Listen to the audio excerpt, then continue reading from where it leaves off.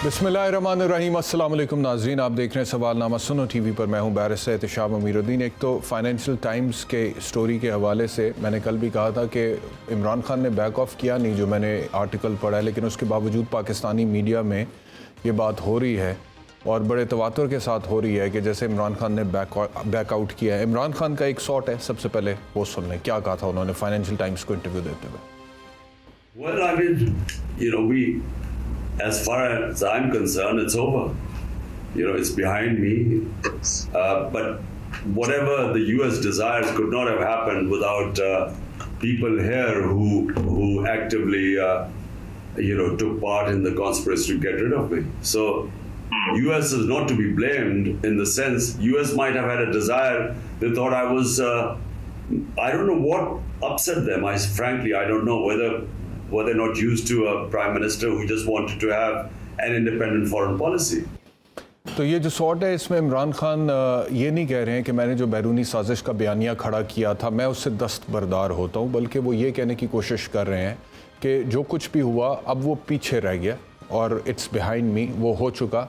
लेकिन मुझे समझ नहीं कि अमेरिका को मेरे ख़िलाफ़ क्यों ये करना पड़ा, ये कहने की वो कोशिश करें। यानी कि वो जो बैरूनी साजिश का बयानिया इमरान खान ने बिल्ड किया था, इस शॉट्स को भी अगर आप सुन लें, जो कि फाइनेंशियल टाइम्स की स्टोरी जिसके ऊपर बेस करती है, उसमें भी वो यही बात कर रहे हैं कि किस चीज़ ने अमेरिका को अपसेट किया मेरे ख़िलाफ़, क्या मैं उन्हें पसंद नहीं था, मेरी शक्ल पसंद नहीं थी, ये इस तरह की बातें वो कर रहे हैं। तो वो लोग जो कह रहे हैं, ख़ास तौर पे मीडिया पे वो लोग जो कह रहे हैं कि जी इमरान खान जो है उन्होंने यू टर्न ले लिया है बैरूनी साजिश के बयानी के हवाले से, वो इमरान खान ने यू टर्न नहीं लिया है। वो लोग हैं जो कि सिर्फ एक ही लाइन पर चलते हैं और वो लाइन उनकी यह है कि उन्होंने एंटी इमरान खान चलना। इस तरह के लोग भी हैं जो कि सिर्फ प्रो इमरान चलते हैं और इस तरह के लोग भी मार्केट में वाफिर दस्तयाब हैं जो एंटी इमरान चलते हैं। और उसमें मेरे ख्याल में बहुत बड़ा कसूर आप लोगों का भी है, क्योंकि आप लोग जो सुनना चाहते हैं वो लोग अंदाज़ा कर लेते हैं और फिर वो वही बोलते हैं ताकि उनकी व्यूअरशिप बढ़े। व्यूअरशिप हासिल करने के लिए उन्हें पता है कि जी या फिर जो भी उनकी अब कैंप्स बन चुके हैं, जहाँ पर भी उनकी वफ़ादारियाँ हैं, वो उन्हीं को परमानेंट अपने करीब रख कर उसके मुताबिक वो बोलते हैं और वो बोलते चले जाते हैं। फिर वो ये नहीं देखते हैं कि मेरिट क्या है, फिर वो ये नहीं देखते हैं कि इंसाफ का तकाजा क्या है, फिर वो ये नहीं देखते हैं कि हक़ाइक़ क्या बता रहे हैं, वाक़यात क्या बता रहे हैं। बस जो माइंडसेट उन्होंने बना लिया है। और मैं ये समझता हूँ कि मीडिया वालों का ये काम है ही नहीं।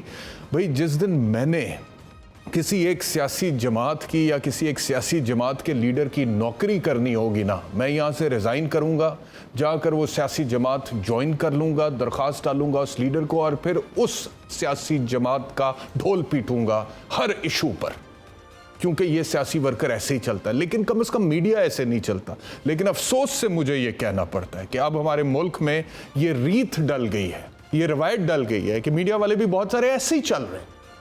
वो बाकायदा एक ही तरफ चलते हैं और चली जा रहे हैं और ना क्रेडिबिलिटी का ख्याल है, ना ये ख्याल है कि लोग क्या कहेंगे, ना ये ख्याल है कि जी हम इसको डिफेंड कैसे करेंगे जब हमारे सामने हक़ाइक़ रखे जाएंगे, ना ये ख्याल है कि जी मीडिया इंडस्ट्री बैठ रहा है, ना ये ख्याल है कि हम बदनाम हो रहे हैं। लेकिन बस हो रहा है, चल रहा है। अच्छा, अब हमजा शहबाज साहब ने भी इस हवाले से बात की, लेकिन उनको मैं इस वजह से उस तरह से ब्लेम नहीं करता क्योंकि वो तो हैं ही इमरान खान के सियासी हरीफ, वो तो सियासी मुखालिफ हैं। तो उन्होंने तो इमरान के ख़िलाफ़ ही बात करनी है ना, उन्होंने तो ये कहना ही कहना है। लेकिन वो लोग जो बज़ाहिर जिनका बराह रास्त सियासत से ताल्लुक़ नहीं है, जो पॉलिटिकल कमेंटेटर्स हैं, जिन्होंने बैठकर यहाँ पर पब्लिक ओपिनियन को शेप करना है, वो अगर इस तरह की बात करते हैं तो वो इंटेलेक्चुअल डिसऑनेस्टी के मुर्तकिब होते हैं। और मेरे ख्याल में ये अपने काम के साथ, अपनी नौकरी के साथ बददियानती है। बहरहाल हमजा शहबाज ने क्या कहा ये भी सुनने सर। आने वाले दिनों में भी इमरान खान बेनकाब होंगे। इमरान खान को इन चीज़ों का जवाब देना पड़ेगा कि जब चाहें अपना जो है वो झूठा बयानिया बनाकर कहें कि मेरे ख़िलाफ़ साजिश हुई है, जब चाहें कहें कि जी नहीं अब मैं इस बयानी से पीछे हटता हूँ। इस तरह तो स्कूल के बच्चे नहीं करते जिस तरह इमरान खान इस मुल्क के साथ कर रहे हैं। तो ये हमजा शहबाज साहब कह रहे थे। अब मेरा ख्याल है कि ये पूरी कौम जो है, इसमें जो 22 करोड़ अवाम है, जो हकीकतन मेरे ख्याल में 28-30 करोड़ के करीब है, क्योंकि आबादी जिस तरह से बढ़ी है उसको उस तरह से मेरे ख्याल में स्टेटिस्टिक्स में रिफ्लेक्ट नहीं किया जा रहा। तो जितनी भी आवाम है इसको ट्रक की बत्ती के पीछे लगा दें, आप कभी इधर लगा दें कभी उधर लगा दें, फिर आप ये भी कर दें इस तरह की झमेलों में इस आवाम को फंसाएं कि जी गोलियां तो चली थीं लेकिन वो इमरान खान को नहीं लगी थी, उसको तो स्प्लिंटर्स लगे थे और वो जो निशान कल पट्टी खुली नज़र भी आ गए और पता भी लगा गहरे निशान है, तकलीफ दे निशान है, लेकिन उसके बावजूद आपके गोलियां तो लगी नहीं, गोली तो नहीं लगी, और अगर लगी तो चार नहीं लगी। ये इस कौम को इन्हीं झमेलों में फंसाएं। ये 22 करोड़ का जो मुल्क है, ये जो पाकिस्तान है, इसके साथ यही करें, शायद यही डिजर्व करते हैं ये लोग। मैं कहता हूं कि आप और छोड़ दें। मैं अक्सर हम वेस्ट की बात करते हैं, मगरब की बात करते हैं, यूरोप की बात करते हैं। आप सिर्फ ये 2.5 घंटे की फ़्लाइट पे दुबई चले जाएं और आप जाकर देखें कि वहाँ पर जो तरक्की उन्होंने हासिल कर ली है, जो इंफ्रास्ट्रक्चर उन्होंने डेवलप कर दिया है, जिस तरह की रोड्स और बाकी सारी चीज़ों में उन्होंने प्लानिंग को इम्प्लीमेंट कर दिया है, और कुछ नहीं, जो हमारे हालात हैं, वाक़यात हैं, मामलात हैं, अगर उसको मद्देनज़र रखें और अगर हम इसी स्पीड से चलते रहे और इन्हीं झंबेलों में फंसे रहे, इसी तरह का केओस रहा, इसी तरह की एनार्की रही, इसी तरह की नाइत्तफाकी रही, इसी तरह के इख्तलाफात रहे, इसी तरह बस ये रहा कि मैं चौधरी हूँ और मेरी चौधर को मानो, अगर नहीं मानते हो तो उसी के ऊपर फड्डे होना है और अवाम के जो इश्यूज हैं वो जाए भाड़ में, तरक्की जाए भाड़ में, कोई विजन नहीं, कोई पता नहीं कि पाकिस्तान में पॉपुलेशन एक्सप्लोजन की वर्ज पर हैं हम। Already 38% of the population of this country is living below the poverty line, यानी कि उन्हें वो कैलोरीज भी मुयस्सर नहीं है जो एक आम इंसान को हेल्दी लाइफस्टाइल गुजारने के लिए चाहिए होती है। 38% अभी गुर्बत की लकीर से नीचे हैं। पॉपुलेशन एक्सप्लोजन हो रहा है, उसको आप कंट्रोल नहीं कर पा रहे हैं, सिस्टम आप कोई दे नहीं पा रहे हैं। बेरोजगारी की शरह 16% पर जा चुकी है, महंगाई की शरह 26% पर जा चुकी है, और आप जो है किन इश्यूज में फंसे हुए। आप ये दुबई को जाके देखें, मैंने कहा ना कि हम कम अज कम भी और कुछ नहीं तो 250-300 साल पीछे, और किन से पीछे हैं, किन से। I mean the transformation of the UAE is a fascinating phenomena, is a fascinating rapid phenomena. पिछले 25-30 साल में उन्होंने अपनी तकदीर बदल दी है, वो अभी उनका इंफ्रास्ट्रक्चर देख, बुर्ज खलीफा, दुनिया की टॉलेस्ट बिल्डिंग, बुर्ज अल अरब को देख लें, शेख जायद रोड को देख लें, उनके डाउनटाउन को देख लें, जो उन्होंने पूरी दुनिया से इन्वेस्टर्स को मैग्नेट की तरह अपनी तरफ अट्रैक्ट किया है, उसको देख लें, इंटरनेट सिटी को देख लें, मीडिया सिटी को देख लें, फ्री जोन को देख लें, एंड व्हाट नॉट। और दुबई के तो पल्ले ही कुछ नहीं था। अबू धाबी में तो फिर भी तेल निकल आया था और इस वजह से वो पैसे के हवाले से बड़ी तगड़ी स्टेट है वहां पे UAE में, लेकिन दुबई के पल्ले तो कुछ था ही नहीं। शेख मोहम्मद जो अभी दुबई के बादशाह हैं, अगर मैं उनकी हिस्ट्री आपको बताऊं तो 1949 में उनकी पैदाइश हुई थी, और ऑटोबायोग्राफी या बायोग्राफी है कि जिस घर में शेख मोहम्मद ने अपना बचपन गुजारा उस घर में बिजली नहीं थी, एक कमरे में एक पंखे के नीचे पूरी फैमिली सोती थी। ये दुबई की रॉयल फैमिली की बात कर रहा हूं मैं आपसे, जिनको आप कहते थे अरबी बद्दू, जो कैमल्स, ऊंट के जरिए अपनी जिंदगी गुजारते हैं सहरा में। आज देखो भाई किधर पहुंच गए हैं और हम किधर खड़े हैं। और ये जो ट्रांसफॉर्मेशन दुबई की हुई है, ये 30 साल में, 35 साल में, 20-25-30 साल में हुई है। और पाकिस्तान की बात करें तो हालात ही बिल्कुल डिफरेंट है। एक फर्क है, मैं आपको बताऊं क्यों दुबई आगे निकला है और क्यों पाकिस्तान यहां पर है। दुबई का जो भी सिस्टम है वो ऑटोक्रेटिक है, वहां पे बादशाह है, वहां पे पार्लियामेंट नहीं है, वहां पे जमहूरियत नहीं है, वहां पे इलेक्शंस नहीं होते हैं, बादशाह है वहां पे। लेकिन उसके बावजूद उन्होंने तरक्की की है। क्यों? इस वजह से कि उनके सिस्टम में मेरिट है। जिसने भी सिस्टम बनाया, चाहे एक बंदा ऊपर बैठा हुआ है वो बादशाह, उनके सिस्टम में certainty. I can give you 2 examples. Number 1, मैं एक बंदे से मिला वहां पे, उसने मुझे बोला जी कि दुबई में मैंने मिलियंस ऑफ दिरहम्स की प्रॉपर्टी खरीदी है, और जब मैंने उसको ट्रांसफर कराना था, मैं ट्रांसफर कराने के लिए गया हूं तो मैं सरकारी दफ्तर में गया हूं, it took me 15 minutes to get the property transferred in my name, और मुझे अपने नाम का रजिस्ट्री मिल गई है। 15 मिनट में इंतकाल हुआ है प्रॉपर्टी का, करोड़ों रुपए की प्रॉपर्टी का, और मुझे 15 मिनट में प्रोसीजर मुकम्मल, मैं घर आ गया। अब इसको आप पाकिस्तान के साथ कंपेयर कर लें।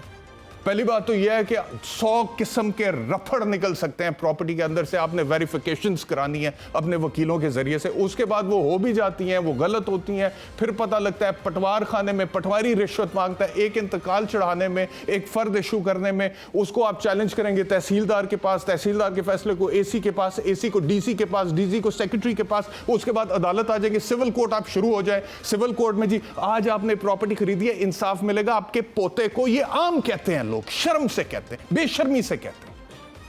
मिलेगा इंसाफ आपके पोते को। आ जाए, सूट फॉर डिक्लेरेशन करें भाई। जहां पे सर्टेनिटी नहीं है, मेरिट नहीं है, वहां पे खाक इन्वेस्टर आएगा। वो जो इमरान खान कहता है कि पाकिस्तान को ऐसा मुल्क बनाओ कि बाहर से लोग नौकरियां करें, भाई उन्होंने कर लिया, वो अरबी बदुओं ने कर लिया भाई। बाहर से, अमेरिका से, बरतानिया से, यूरोप से, दीगर ममालिक से, मिडिल ईस्ट के दीगर ममालिक से, एशिया से, अफ्रीका से लोग नौकरियां करने दुबई आ रहे हैं। दुबई क्या इतना सा मुल्क है? लाहौर उससे बड़ा है, लाहौर की आबादी उससे बड़ी है। हम किधर हैं? 50 साल पहले जो शायर कह रहा था इस मुल्क के बारे में, आज भी वो रेलेवेंट है।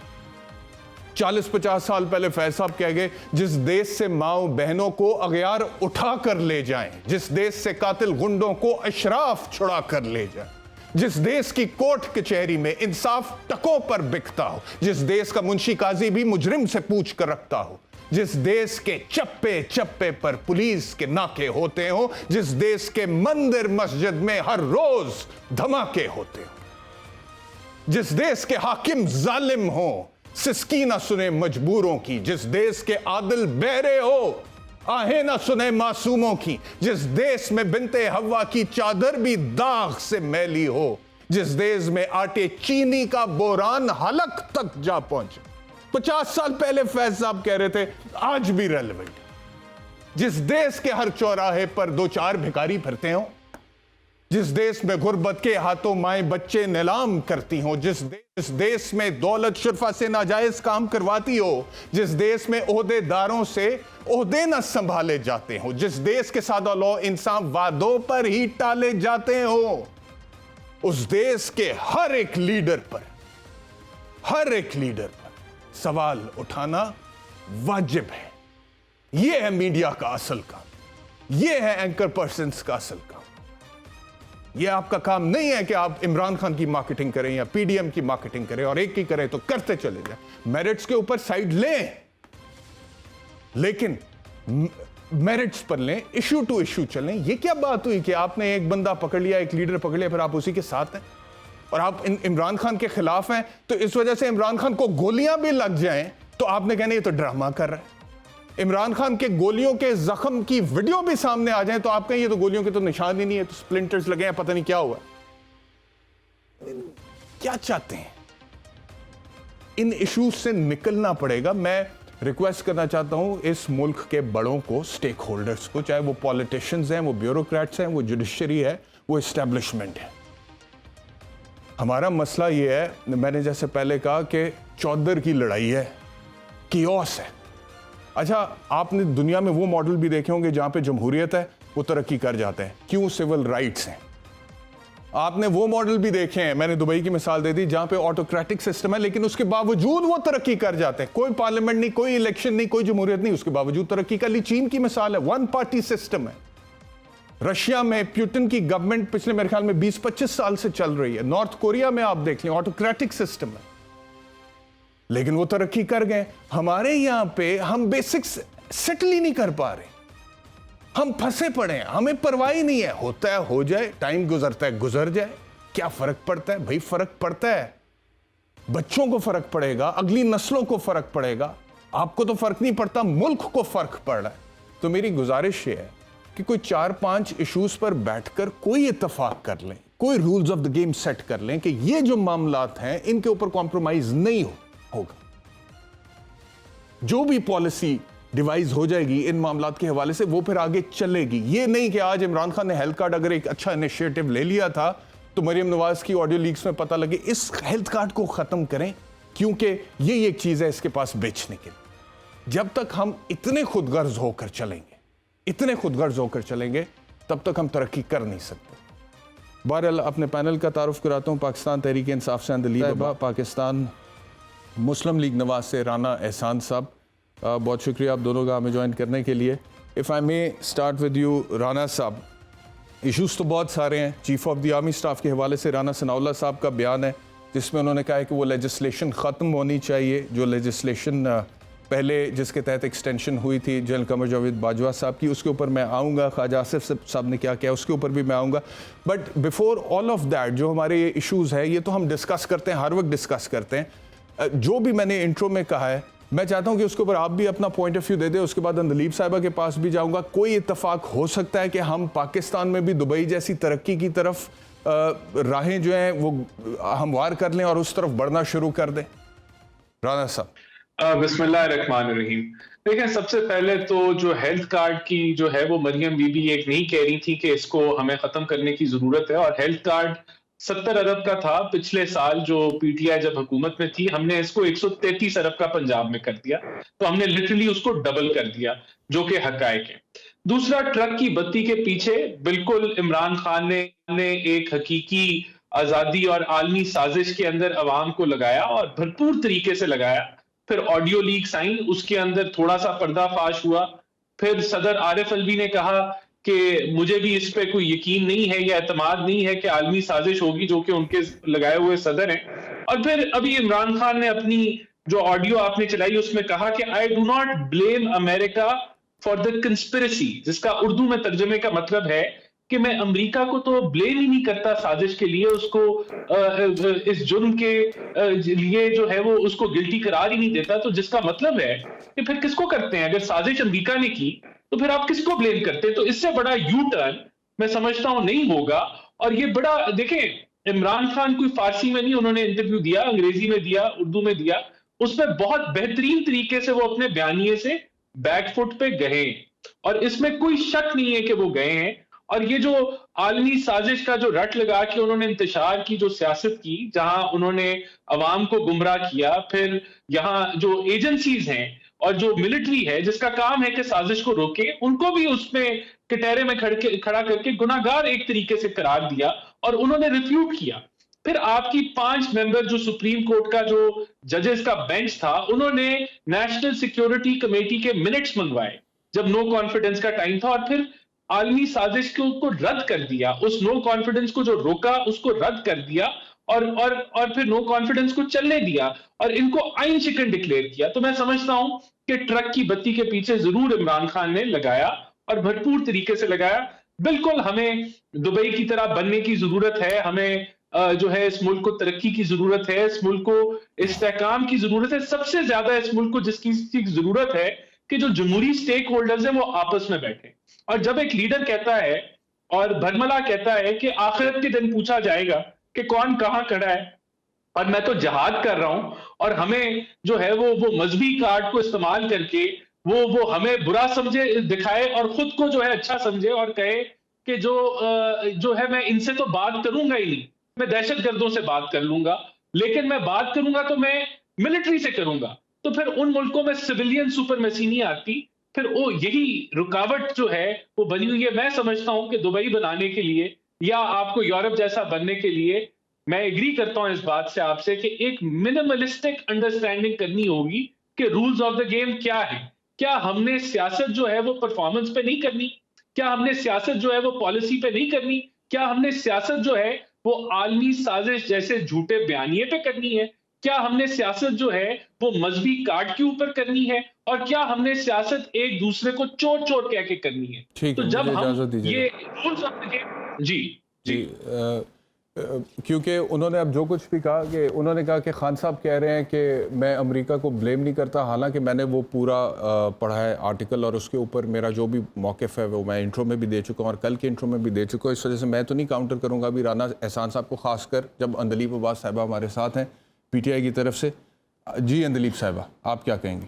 जी, परफॉर्मेंस के ऊपर अगर इन 8 महीने में इन्होंने बेड़ा गर्क ना कर दिया होता तो आज ये हाल ना होता कि सब बाहर मुल्क से भाग रहे हैं और इलेक्शन से भी भाग रहे हैं और हर इलेक्शन को पोस्टपोन कर रहे हैं, और जिस इलेक्शन में फाइट करते हैं रिगिंग, इलेक्शन कमिश्नर और एस्टेब्लिशमेंट के बावजूद हार जाते हैं। आप देखें कि आज जो CDS आया है, वो क्रेडिट डिफॉल्ट जो स्वैप है, वो जब हम छोड़ के गए थे 5% था, यानी रिस्क था कि डिफॉल्ट करेंगे अपने कर्जे वापस देने पे, सिर्फ 5% था। आज वो दुनिया में सबसे हाईएस्ट है, 64.5% है। पाकिस्तान को ये फैक्ट्स है ना, इनमें तो कोई दो राय नहीं है। दूसरी बात क्या है कि जी आप ये देखें कि तमाम रेटिंग एजेंसीज ने, मूडीज हम स्टेबल छोड़ के गए, फिच स्टेबल, बी स्टैंडर्ड एंड पुअर स्टेबल, अब देखें जी, मूडीज ने कहा जी CAA1 नेगेटिव, फिच ने कहा B- नेगेटिव, S&P ने कहा B- नेगेटिव। मैं आपको कुछ चंद चीजें बता रही हूं। उसके बाद आपकी जो इंडस्ट्रियल ग्रोथ थी वो आपने खुद देख लिया कि 10% थी, जो 17 साल में सबसे ज्यादा थी, आज वो 1% से कम है। और इसका जो है विटनेस कौन है? राना सनाउल्लाह मेरे प्रोग्राम में बैठ के कहते हैं कि हाँ जी, मैंने जब कहा ना कि मैंने शर्त लगाई थी कि इनको अपने घर से वोट नहीं मिलेगा, अपनी यूसी से हार गए आबिद शेर अली के इलेक्शन में, तो उन्होंने कहा हाँ, क्योंकि देखें इंडस्ट्री तो बंद हो गई है। सागदार वहां बैठे कह रहे थे कि मिफ्ता इस्माइल बेड़ा गर्क कर रहा है। तो मैं तो कहती हूं कि आप परफॉर्मेंस पे आए, एक एक फिगर पे आए। आपकी जो आपने पाकिस्तान की इकोनॉमी का हशर कर दिया है 88%, ये इनका सर्वे है, ये गैलप का। 88% बिजनेसमैन कहते हैं कि मुल्क का डायरेक्शन गलत है, 88%। और ये पाकिस्तान की हिस्ट्री में कभी भी बिजनेस कॉन्फिडेंस हिस्टोरिकली इतना लो हुआ। ये मार्च तक मैं बात कर रही हूं, अप्रैल में जब ये लोग आए, उसके बाद इन्हीं की रिसर्च कंपनीज, इन्हीं का पाकिस्तान इकोनॉमिक सर्वे जो इन्होंने पब्लिश किया, मैं तो कहती हूं परफॉर्मेंस में बात करें। मुझे बताएं कि क्या हुआ एक्सपोर्ट्स को, मुझे बताएं रिमिटेंसेस को क्या हुआ, मुझे बताएं 6% ग्रोथ से 1%, 6% जीडीपी ग्रोथ से 1% जीडीपी ग्रोथ रेट। क्योंकि क्या है, आप देख रहे हैं, आप भी प्रोग्राम्स करते हैं, सारा वक्त ये बाहर गए होते हैं और एक दिन काम करके आए, वहां शर्मुल शेख में पता नहीं क्या करके आए, 5 दिन जाती उधर गए और क्या किसको मिलने गए? एक मफरूर, मतलूब, इश्तिहारी मुजरिम को, मुलजिम को, जिसके वो पाकिस्तानी रियासत कहती है कि वापस लाओ, जेल में डालो, उसके साथ बैठ के पाकिस्तान के फैसले, और वो भी इतनी security secret documents, official secret act की वायलेशन है। मैंने केस किया हुआ है इसके ऊपर और मैं इसको परस्यू कर रही हूं, बिकॉज दिस इज, ये कानून की बात करते हैं, ये जमहूरियत की बात करते हैं। मतलब शरीफ एंड सन्स है ये इनकी पार्टी, शरीफ एंड सन्स है ये पाकिस्तान, वो जो होती है ना शरीफ एंड सन्स लिमिटेड, कि जी बड़ा भाई छोटा भाई, बड़े भाई का बेटा, हम ही फैसला करेंगे, हम चाहे डाकू हो चोर हो। आप ये कहते हैं कि हमें ये चोर चोर कहते हैं, आप क्यों वहां बैठे हैं? आए वापस, फेस द म्यूजिक, जाएं जेल में, क्यों भागे हुए हैं? सबको पता है कि आप बिल्कुल ठीक है, और आप जाके वहां 5 दिन टैक्स पेयर के पैसों में, जब खुद कहते हैं कि जी हमें जहर देने के लिए पैसे नहीं है, डॉक्टर मुसद्दिक के अवाम को जहर देने के लिए पैसे नहीं है, और ऊपर से IMF ने कहा है कि इन्होंने जो फ्लड के एस्टिमेट्स बना के दिए बिल्कुल फिक्टिशियस हैं, उन्होंने रिजेक्ट कर दिया। उन्होंने कहा 800 बिलियन के आप नए टैक्स लगाए और रेवेन्यू रेज करें, पैसे वापस करने हैं, क्योंकि 64% डिफॉल्ट रेट पे 64.5% जो रिस्क रेट है, उस पे आपको अपने रिश्तेदार भी पैसे नहीं लगाएंगे, क्योंकि उनको पता होगा कि पैसे वापस नहीं आएंगे। ये हिस्टोरिकली जो इन्होंने किया है मुल्क के साथ, और 75 इन्होंने मिनिस्टर रखे हुए हैं, जिसमें से 25 के पोर्टफोलियो ही नहीं है, यानी पैसा जहर देने के लिए नहीं अवाम को। और वो शहबाज शरीफ कह रहे हैं कि मेरे कपड़े मैं उतार के बेच दूंगा, और उसके बाद आप 75 वजीर रखते हैं, जिसमें से 25 वजीरों के पास पोर्टफोलियो नहीं, यानी सारी जहान के बेनिफिट्स, लेकिन उनको कोई काम ही नहीं है। तो जब आप ऐसे करेंगे, आप क्या समझते हैं? मैं बार बार वही कहती हूं कि इनकी एक सबसे बड़ी गलती जो है ना, और वो सबकी सबसे बड़ी गलती होती है, अवाम को बेवकूफ समझना। अवाम आपका रिसर्च, मेरी रिसर्च, इस प्रोग्राम की रिसर्च, इससे पहले कि प्रोग्राम खत्म हो, भाग के 4 तरीके से रिसर्च करके 16 साल का लड़का लड़की हर तरफ पोस्ट कर चुके होते हैं। आप समझते हैं कि इनको पता नहीं क्या आप क्या कर रहे हैं? आप पाकिस्तान के कानून के साथ, आइन के साथ, शरीफ एंड कंपनी बैठ के डिसाइड करे कि जी बाहर जो मफरूर, मुलजिम और इश्तिहारी मुजरिम है, उनके साथ बैठकर फैसला करे कि जी पाकिस्तान का फ्यूचर क्या है। पहले जी कैबिनेट गई जी इकोनॉमिक पॉलिसी डिस्कस। ठीक है जी, मुझे इजाजत दें, अब जरा मैं राना साहब की तरफ जाता हूं, जवाब लेते हैं उनसे। मैं आपकी तरफ वापस आता हूं। राना साहब, ये जो बात इन्होंने कही कि आप आपने एतराज़ उठाया था ना कि आप चोर डाकू कहकर किसी को कैसे मुल्क को आगे ले जा सकते हैं, तो वो कहते हैं कि जी अगर चोर डाकू आपके बारे में कहा जाता है तो इस वजह से कहा जाता है क्योंकि आप मुल्क से भागे हुए हैं, क्योंकि आप केसेस को फेस नहीं करना चाहते। आप लंदन में बैठे हुए हैं, आप लंदन से वापस आएँ, केसेस को फेस करें, साबित करें कि आप चोर और डाकू नहीं हैं। तो इसका क्या जवाब है?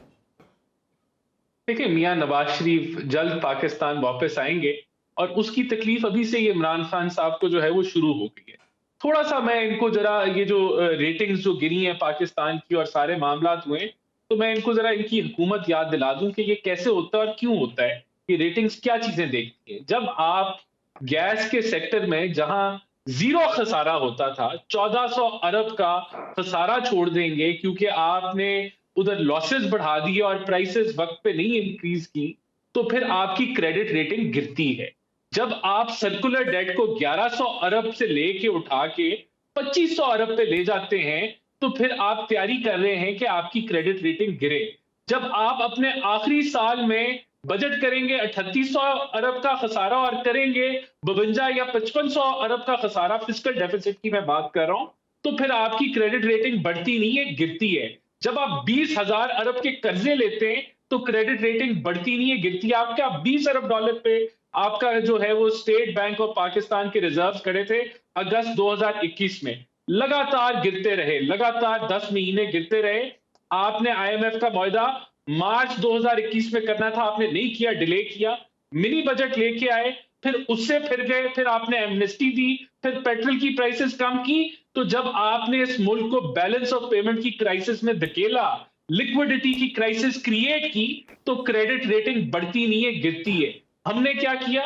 हमने आईएमएफ का मुआहदा बहाल किया, मुश्किल फैसले लिए, मुल्क को दिवालियेपन से बचाया। जो मैंने आपको तैयारी बताई है, ये जो आप करके गए थे ना, तोहफा पाकिस्तान की मईशत को देके गए थे, ये आप अवाम को बेवकूफ अपने ये सारा जो 6 महीने की हुकूमत है, अपनी 4 साल के गंद जो आप डाल के गए, उससे आप जो है ना मुंह नहीं मोड़ सकते। या आपने किया है, ये भी सारी स्टेट बैंक की रिपोर्ट्स बताती हैं, उसको भुगत हम रहे हैं। हमने मुल्क को डिफॉल्ट से बचाया। अब आ जाए ग्रोथ रेट पे। दुनिया की ग्रोथ रेट गिर चुकी है, क्योंकि आपको तो पता है या नहीं पता, लेकिन दुनिया में रिसेशन चल रहा है। यूक्रेन रशिया की जंग लगी हुई है। जो organisation of economic corporation development है, उसने 4.5% दुनिया की ग्रोथ रेट प्रोजेक्ट की थी, गिरा के वो 2% पे ले आए हैं। दुनिया के जो हुकूमतें हैं, उनका फोकस किस चीज पे है? उनका फोकस है कि हमें ग्रोथ नहीं चाहिए, हमने महंगाई के जोर को तोड़ना है। 4 दफा अमेरिका का इंटरेस्ट रेट बढ़ चुका है, उसकी करेंसी अप्रिशिएट हो रही है।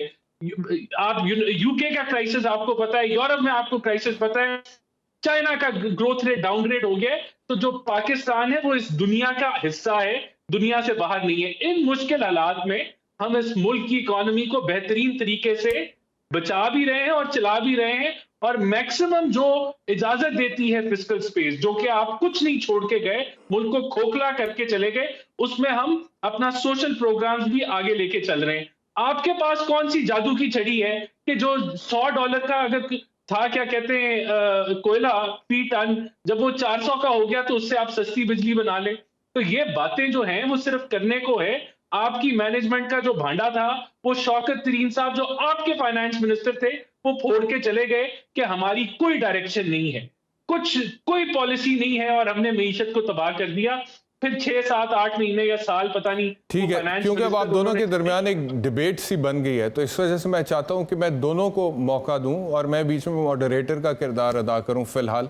लेकिन मुझे एक ब्रेक लेनी है, लेकिन जो कुछ आपने कहा ब्रेक से हम वापस आते हैं तो दिलीप साहब उसका जवाब दें, क्योंकि मुझे याद है कि इमरान खान साहब के पौने 4 साल दौरे हुकूमत में खान साहब भी ये आर्गूमेंट देते रहे हैं कि ये जो इन्फ्लेशन है ये एक इंटरनेशनल फिनोमेना है, पूरी दुनिया में इन्फ्लेशन हुई है और उसकी जद में पाकिस्तान भी आ गया। अब पीडीएम की हुकूमत है तो वो भी यही कह रही है। अब इसका जवाब पीटीआई वाले क्या कहते हैं, ये ब्रेक के बाद इनसे पूछते हैं। वेलकम बैक टू सवालनामा। इससे पहले कि मैं दिलीप साहिबा की तरफ जाऊँ, इमरान खान साहब ने आज इकोनॉमी और इन्फ्लेशन के हवाले से क्या कहा गुफ्तगू करते हुए, ये जरा सुन। अगर डिफॉल्ट हो जाता है तो सारी दुनिया पाकिस्तान की फंडिंग बंद कर देती है। सबसे पहले चीज ये होगी कि रुपया मजीद नीचे गिरना शुरू हो जाएगा। कौन है अब जिम्मेदार इसका? हमें तो हमारे ऊपर पूरी प्रोपेगेंडा कैंपेन की गई, वही जो अखबारों में बगल बच्चे बैठे हुए हैं जो सहाफी इनके, उन्होंने तो पूरी कैंपेन की कि मुल्क तबाह हो गया है, महंगाई आसमानों पे चली गई है। तो महंगाई तो वाजे हो गया कि 50 साल में सबसे ज्यादा महंगाई इन पिछले 7 महीने में हुई है। अच्छा जी, ये खान साहब कह रहे हैं, लेकिन अंदलीब साहिबा वो जो उन्होंने कहा जी कि इंटरनेशनल फिनोमेना है इन्फ्लेशन, आप लोग भी यही कहते थे कि इंटरनेशनल फिनोमेना है और बीच कोरोना आ गया, उसकी वजह से अब जो है Pakistan has to face that music also. अब वो भी यही बात कर रहे हैं, कपल्ड विद द फैक्ट कि पाकिस्तान में सैलाब भी आया है, वो भी बहुत बड़ी तबाही है, अरबों डॉलर का नुकसान हुआ है। तो इसका क्या जवाब है?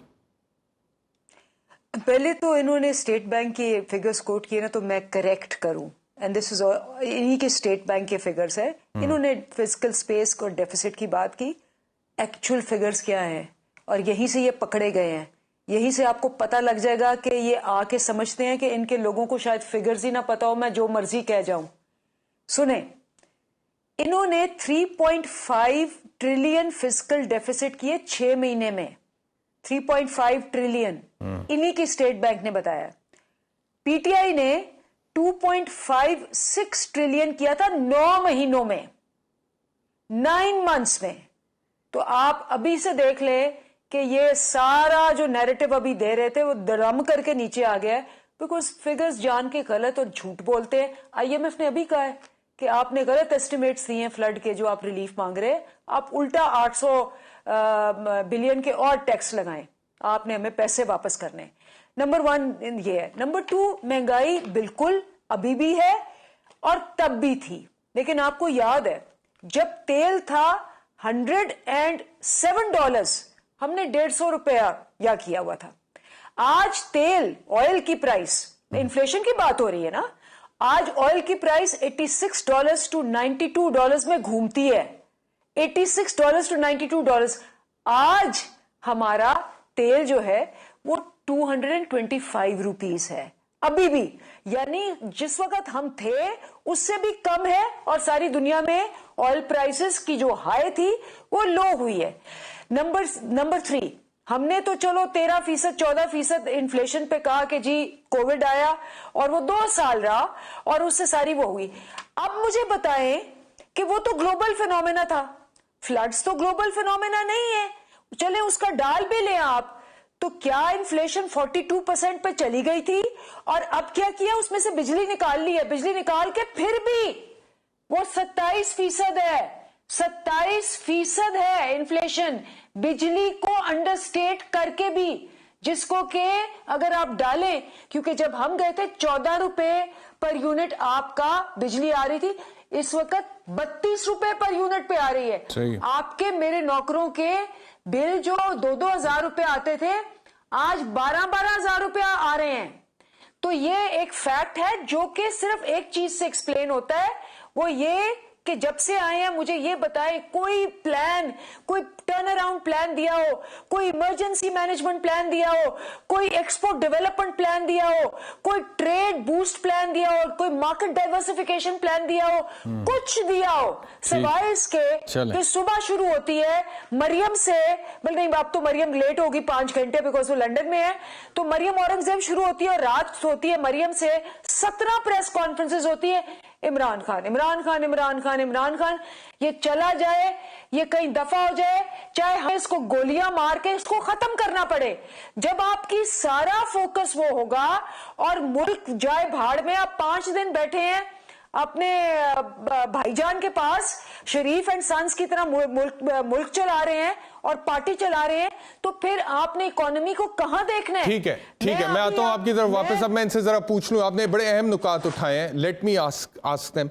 राना साहब ये बताएं, वो कहते हैं कि Covid was an international phenomena, लेकिन उसके बावजूद इमरान खान इन्फ्लेशन रेट छोड़ के गए हैं 12% पे। ये तो मैं भी कई दफ़ा कोट कर चुका हूं, लेकिन अभी पीडीएम के दौरे हुकूमत में 7 महीने बाद इस वक्त का जो इन्फ्लेशन रेट है दैट इज 26% सर, 26%। तो देखिए सबसे पहले तो I stand by my figures, जो मैंने 5.3 ट्रिलियन बताया आपको फिस्कल डेफिसिट, वो फाइनेंशियल ईयर 22 का था, जो पीटीआई के खाते में डलता है। और जो असल जो फिस्कल डेफिसिट होता है, अगर आप स्टडी करते हैं इकोनॉमी को, तो पहले 7-8 महीने में जो चल रहा होता है वो सप्रेस्ड होता है। जब नंबर्स रियलाइज होते हैं वो मेनली आखिरी क्वार्टर में होते हैं, और उसका जो इम्पैक्ट आया वो 5.3 ट्रिलियन का ये भी फिस्कल गलत है। डेफिसिट आया, जो नहीं This is also wrong, ठीक है। झूठ बोल अब रहे मुझे लेट नो, मैं आपको स्टेट बैंक की बात कर रहा हूँ। 5.3 ट्रिलियन डेफिसिट हुआ और वो इनके खाते में पड़ता है। आप उसको ये एक एक दो महीने से डिवाइड करके हमारे खाते में नहीं डाल सकती। वो पूरे फाइनेंशियल ईयर का फिस्कल डेफिसिट है, जो साल पूरी मैनेजमेंट इनकी थी, पूरा प्लान इनका था, मोमेंटम में Figures ही इनका गलत था। है। खैर एक तो ये हो गया। दूसरा इन्फ्लेशन, नहीं मैं चले, आप ये स्टेट बैंक के फिगर्स हैं, 5.3 ट्रिलियन का फिस्कल डेफिसिट है फाइनेंशियल 22 का। बता दें कितना है, बताएं कितना था फाइनेंशियल ईयर 22 का, कितना था फिस्कल डेफिसिट? इनके 6 महीने की गवर्नमेंट का मैं आपको 5.3 बता रही हूँ। नहीं, छह मैं महीने की आपको गवर्नमेंट नहीं होती। 3.6 गवर्नमेंट का ट्रिलियन। फाइनेंशियल ईयर टू मतलब फाइनेंशियल ईयर अपनी- चलता है, फाइनेंशियल ईयर टू इनकी हुकूमत आप फाइनेंशियल माफ कर ईयर। दें। मतलब खुद कह रहे हैं कि हम जब से आया हमने कुछ भी नहीं किया, वी हैव डन नथिंग। मैंने आप- खुद मान रहे हैं कि बिल्कुल पैरालिसिस में थे। नहीं, मैं फाइनेंशियल ईयर का फिस्कल डेफिसिट जो मैंने बताया है वो बिल्कुल ठीक बताया। दूसरी चीज आप आ फाइनेंशियल जाएं, ईयर में 8 महीने से आप बैठे हैं, आपने 75 Financial लोग year का- रखे हैं अपनी कैबिनेट में, आपने 26% इन्फ्लेशन कर दी है, आपने वहां जाके क्रेडिट डिफॉल्ट स्वैप जो है वो आपने 64.45% कर दिया है। आपकी हुकूमत को मूडीज ने कहा है अनस्टेबल, रिस्की, माइनस, नेगेटिव। आपकी हुकूमत को IMF 20,000 को याद है, आपने इसहाक डार ने क्या कहा, मैं मूडीज को समझ लूंगा, मैं मूडीज को समझ लूंगा। उन्होंने क्यों नेगेटिव कहा है? इसहाक डार ने ये कहा। अब चुप करके बिल्ली के लिए बैठे हुए। अब आपका जो फिगर मैंने कोट किया आप चेक कर लीजिएगा, स्टेट बैंक से बिल्कुल दुरुस्त है। दूसरी चीज इन्फ्लेशन के ऊपर आ जाए, देखें ये कहती है 107 पे डॉलर था और 150 का जो है वो तेल था, तो तब ओगरा उस वक्त कह रहा था कि 50 रुपए कीमत ज्यादा होनी चाहिए। यही तो इनका गुनाह है कि इन्होंने नहीं की ज्यादा कीमत और इसको मुल्क को हमने एक कीमतें नहीं फाइनेंस बढ़ाई, ये हमारा गुनाह है, ये हमारा गुनाह है कि हाँ, हमने कीमतें नहीं बढ़ाई। आप सोचे ये कह रहे हैं। अगर आपको इसी तरह खेलना है, बीवी मेरी बात में आप और प्लीज ये इंटरवीन ना करें। जबरदस्त है कि इन्होंने कीमतें बढ़ा दी, ये चैंपियंस है, इनको अवार्ड मिलना चाहिए। कर दिया ना, आपको अवार्ड मिलना चाहिए कि आपने कीमतें नहीं बढ़ा के मुल्क का खसारा बढ़ाया और दिवालिया कर दिया, जिसकी वजह से क्रेडिट रेटिंग मुल्क की गिर गई। तो इसके ऊपर तो आपको अवार्ड खसारा मिलना आपकी चाहिए दफा कि क्यों इतना बढ़ गया? क्योंकि आपने डेफिसिट तो बेड़ा आपकी गर्क दफा बढ़ी है। जो बेड़ा गर्क आप छोड़ के गए हैं उसको जो है उस मोमेंटम को हम स्लो डाउन कर रहे हैं। वो फौरन एक चुटकी में तो नहीं ठीक होने लगा, लेकिन जो बेड़ा गर्क आप अच्छी खासी खाई जो छोड़ के गए हैं आप उसको हम 75 की बजाय 100 वजीर और रख लें, 25 और वजीफों पे रख लें बंदे, 6 ट्रिप्स और लगाए जाती टैक्स पेयर के पैसों पे शरीफ एंड फैमिली को मिलने के लिए, 5 दिन और रहे हैं होटलों में, वहां महंगे महंगे होटलों में, डेफिसिट अच्छा, नीचे आ जाएगी। ऐसा है ये कि एक्सीलेंट जब आप- फॉर्मूला है डेफिसिट नीचे लाने का। अच्छा चलें, मेरी बात सुने, आप लोग ना अपनी अपनी टर्न पर बात कर लें, क्योंकि आप दोनों जब इकट्ठे बोलते हैं तो एक बंदे की आवाज़ कॉम्प्रोमाइज़ कर जाती है। तो मेरे ख्याल में राना साहब को ख़त्म कर लेने दें, उसके बाद फिर अंदलीप साहब आप बोलिएगा। जी राना साहब। तो एक और मैं फैक्ट करेक्ट कर दूं, जब कोरोना आया ना तो तब आप ये फिगर्स निकाल के एहतशाम साहब देख लें कि इनिशियल जो था हुआ, इन्फ्लेशन जो है वो गिर गई। दुनिया भर में इन्फ्लेशन कोरोना के बाद गिरी, पाकिस्तान में बढ़ गई क्योंकि डिमांड जो है सप्रेस हो गई। तो जो ऑलरेडी सप्लाईज थी मार्केट में उसकी मांग खत्म हो गई, इन्फ्लेशन गिर गई, तब पाकिस्तान में इन्फ्लेशन बढ़ गई। उस वक्त हम पॉइंट आउट करते थे कि दुनिया में पाकिस्तान में इन्फ्लेशन सबसे ज्यादा है और ये नहीं होनी चाहिए, जबकि इन्फ्लेशन कम होगी। दूसरी चीज, कोरोना में इनको $5 अरब की डेफरमेंट मिली लोन्स की, इनके रिजर्व्स बिल्डअप हो गए, जो इनको स्पेस मिली एक बैलेंस ऑफ पेमेंट की या डॉलर्स के अंदर, वो इन्होंने जाया कर दी और IMF के मुआहदे को भी खराब किया। इन्फ्लेशन आज वाकई है और ये इसको हम तस्लीम करते हैं, लेकिन दुनिया में लेकिन सवाल ये ना राना inflation साहब, इफ़ आई मे, सवाल ये है कि इन्फ्लेशन तो इंटरनेशनल फिनोमेना चलो है, और सबसे ज़्यादा ये इंटरनेशनल फिनोमेना उस वक्त पे थी और बड़ी रैपिडली इन्फ्लेशन रेट ऊपर पूरी दुनिया में जा रहा था जब कोविड अपने अरूज पर था, और हम सुनते थे यूरोप में, अमेरिका में हज़ारों की तादाद में रोज़ाना की बुनियादों पर लोगों की अमवात होती थी, और उस टाइम तो प्राइस हाइक ये हो रही थी उस तरह से। लेकिन अभी वो सिचुएशन तो ख़त्म हो गई। आज के ये जो आपके 7-8 महीने हैं PDM की हुकूमत में, इसमें इंटरनेशनल लेवल पे इन्फ्लेशन अगर एक फिनोमेना है भी तो उस लेवल पर तो नहीं है जो इनके दौरे हुकूमत में था, लेकिन उसके बावजूद मेरा सवाल पूरा हो जाए, लेकिन उसके बावजूद वो छोड़ के जाते हैं 12% पे, आप ले आते हैं 26% पे। ये क्या साइंस है? देखें, कोरोना में जो इन्फ्लेशन थी उससे अब रिकॉर्ड तो अब टूटे हैं दुनिया में इन्फ्लेशन के। वो जो इन्फ्लेशन थी इस वक्त, जो यूनाइटेड किंगडम में इन्फ्लेशन है, जो यूरोप में है, जो अमेरिका में है, it is the highest ever. क्योंकि जो कमोडिटी सुपर साइकिल आया, जो $126 पे क्रूड गया, तब इनकी हुकूमत इख्तिताम पे थी, वो हमने खरीदा। वो क्रूड जो आया वो हमारे दौरे हुकूमत में आया। और दूसरा LNG की प्राइसेस $40 पे गई है। दूसरा पेट्रोल की प्राइस के हवाले से जो $40 बात हो रही है, इस वक्त जो पेट्रोल की प्राइस है वो $87 फी बैरल पे है, $87 फी बैरल पे। और इमरान खान के दौरे हुकूमत में $120 तक भी मेरे ख्याल में गई थी। प्रोफेसर साहब, अगर मैं गलत हूं तो मुझे करेक्ट कीजिएगा, लेकिन उसके बावजूद $150 फी लीटर पे पेट्रोल यहाँ पे मिलता रहा। अभी तो सर देखें, $87 पे जाने के बावजूद थोड़ी देर पहले सागदार साहब ने प्रेस कॉन्फ्रेंस कर दी, उन्होंने कहा कि कीमतें कम नहीं होंगी।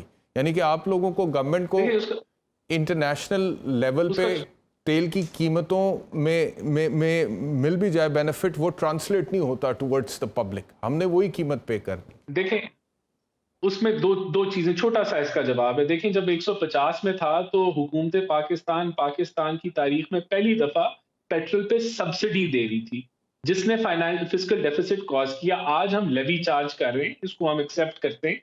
IMF की हम रिजीम में है, हमने लेवी उसके ऊपर चार्ज हो रहा है, लेकिन हम लोग सेल टैक्स नहीं उस पर ले रहे। तो हम जो, और आज भी जो पेट्रोल की प्राइसेस है $300 की है मेरे ख्याल से बांग्लादेश में। हम अपने रीजन में सबसे सस्ते हैं।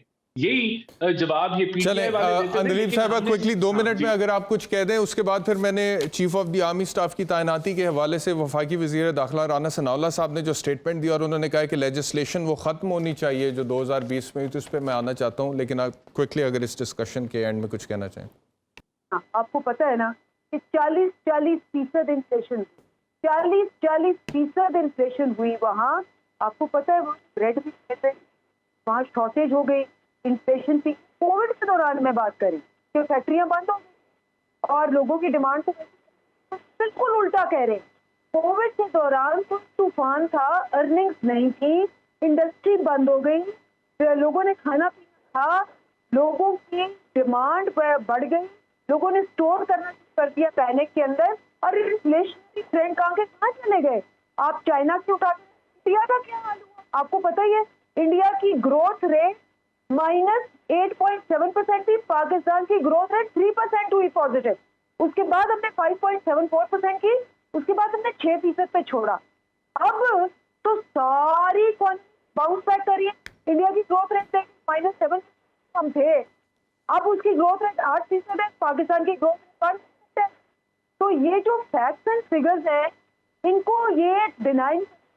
बात पता क्या है, ये प्रोग्राम से पहले आप एक सर्वे करा ले, प्रोग्राम के बाद आपको पता लग जाएगा, क्योंकि ये झूठ बोलते हैं, इनके जो 2 वोट आपको देने थे वो भी नहीं मिलने। चले अगले इशू की तरफ चलते हैं। तो रान साहब, एक तरफ तो ख्वाजा आसिफ कह रहे हैं हमारे डिफेंस मिनिस्टर के 25 तारीख तक कौम को नए chief of the army staff का पता लग जाएगा, अनाउंसमेंट हो जाएगी। लेकिन राना सनाउल्लाह ने उससे पहले कहा कि वो जो लेजिस्लेशन हुई थी, जिसमें मेरे ख्याल में I think that was the only rare occasion Imran Khan के दौरे हुकूमत में, जब आप सब इकट्ठे हो गए थे, उस वक्त की हुकूमत भी, ऑपोजिशन भी, तमाम पार्टियों ने मिलकर 342 वोट डालकर वो लेजिस्लेशन पास की थी, जिसमें एक्सटेंशन का कानून पास हुआ था, जिसके नतीजे में उस वक्त के chief of the army staff general Qamar Javed Bajwa को 3 साल की एक्सटेंशन मिलेगी। तो अब जो राना सनाउल्लाह कह रहे हैं, क्या आने वाले दिनों में ये होने जा रहा है? क्या किसी किस्म की कोई प्रपोजल लॉ मिनिस्ट्री ने तैयार कर ली है इस हवाले से? सबसे पहले तो PTI ने मिठाई बांटी थी उस दिन, जिस दिन एक्सटेंशन हुई थी। हमने वोट डाला था, लेकिन मैं समझता हूँ कि नहीं डालना चाहिए था। मैं समझता हूँ अच्छी सजेशन दी है राना सनाउल्लाह साहब ने। एक्सटेंशन वाली जो लेजिस्लेशन है, उसके ऊपर सारे स्टेक होल्डर्स को दोबारा डिबेट करनी चाहिए। लेकिन मेरी नॉलेज में ऐसी कोई चीज़ नहीं है कि इस वक्त जो है कोई तैयारी हो गई है इसके ऊपर, और जो लॉ डिपार्टमेंट है या जो लॉ मिनिस्ट्री है वो आगे मूव फॉरवर्ड कोई समरी करने लगी है। एक सजेशन आई है इंटीरियर मिनिस्टर की तरफ से, लेकिन मैं समझता हूँ अच्छी सजेशन है, इस पे डिबेट होनी चाहिए। इसके ऊपर जो है इसको आगे लेके चलना चाहिए।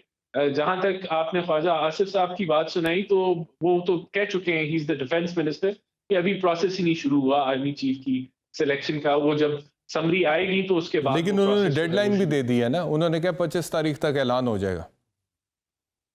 बिल्कुल, वो क्योंकि मेरे ख्याल से जो रिटायरमेंट की डेट है, जो current chief of army staff हैं, उसके उसको आप करते हैं तो फिर वो ये प्रोसेस 25 तक वो कह रहे हैं कि मुकम्मल हो जाएगा। तो इसी तरह अंदलीब साहबा, ये जो राना सनाउल्लाह ने बात की है एक्सटेंशन के कानून के हवाले से कि ख़त्म होना चाहिए, और ये भी कह रहे हैं राना साहब कि इस पर डिबेट होनी चाहिए और अच्छी सजेशन है, अगर इस तरह का कोई बिल हुकूमत की तरफ से पार्लियामेंट में आता है, वैसे तो आप लोग पार्लियामेंट का हिस्सा नहीं हैं, आप पार्लियामेंट से बाहर हैं, लेकिन पार्लियामेंट से बाहर होते हुए आप लोग इसको सपोर्ट करेंगे या नहीं करेंगे?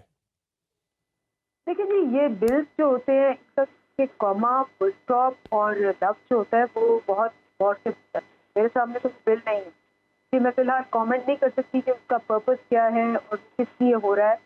और ये जो भी तरामीम होनी चाहिए, हर कानून तरामीम की गुंजाइश होगी। ये नहीं होना चाहिए कि 1923 का एक एक्ट है और उसके बाद उसको उल्टिकाओ बना के उसको रख ले, किसी भी चीज़, लेकिन उसका एक मकसद होना चाहिए, उसका एक ऑब्जेक्टिव होना चाहिए और उससे पूरी डिबेट होनी चाहिए और फिर ही वो होना चाहिए।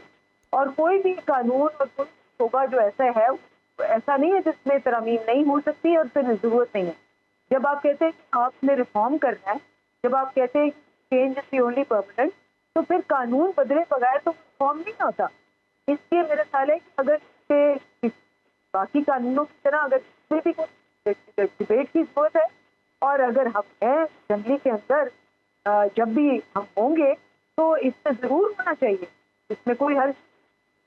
ठीक है, बिलावल भुट्टो ज़रदारी साहब का भी मौक़िफ़ आपको इसके ऊपर सुनवा देते हैं। उन्होंने क्या कहा है इमरान खान की सियासत के हवाले से, chief of the army staff नाती के इशू को डिस्कस करते हुए, ये भी सुन कि आप बात कर रहे हो, काफ़ी अरसा से इस पे गैर ज़रूरी सियासत किया जा रहा है। मैं समझता हूँ कि आइन और कानून के तहत जैसे इस काम को चलना चाहिए वैसे ही चलना चाहिए। हमारा अपोजिशन में से किसी को इस इशू को मुतनाज़ा बना के सियासत करना चाहिए। आजकल का जो पोलराइजेशन का माहौल बना हुआ है उसको अवॉइड कर सकते हैं। खान साहब की सियासत शुरू दिन से लेके आज तक इसी एक तैनाती पर इर्द गिर्द घूमता है। तो ये बिलावल भुट्टो ज़रदारी साहब कह रहे थे, और वो ये कह रहे थे कि आइन और कानून के मुताबिक ही चलना चाहिए। बात तो यह है कि बहुत सारी चीज़ें आइन और कानून के मुताबिक ही चलनी चाहिए। अब आने वाले दिनों में देखते हैं। डिफेंस मिनिस्टर ये कह चुके हैं कि 18 तक समरी तैयार हो जाएगी और उसके बाद फिर 25 तारीख तक कौम के सामने ऐलान कर दिया जाएगा नए chief of the army staff की तैनाती के हवाले से। और उसके बाद फिर पाकिस्तान की जो सियासत है, जो हमारे हालात व वाक़यात हैं जिसमें इस वक्त बहुत ज़्यादा तनाव है, कशीदगी है, तसादुम की सी कैफियत है, वाक़यात बहुत बड़े हो गए, बड़े नापसंदीदा वाक़यात हो गए मेरे ख़्याल में, जिनका असर बहुत अरसे तक पाकिस्तान की सियासत में नज़र आता रहेगा। लेट्स होप कि अब आने वाले दिनों में वो चीज़ें बेहतरी की तरफ जाएँ। बहुत शुक्रिया अंदलीब अब्बास साहिबा हमें ज्वाइन करने के लिए। राना एहसान साहब आपका बहुत शुक्रिया हमें ज्वाइन करने के लिए, आपका शुक्रिया। प्रोग्राम देखने के लिए इंशाल्लाह दोबारा आपसे मुलाकात होगी। अपना ख्याल रखिए। अल्लाह हाफ़िज़।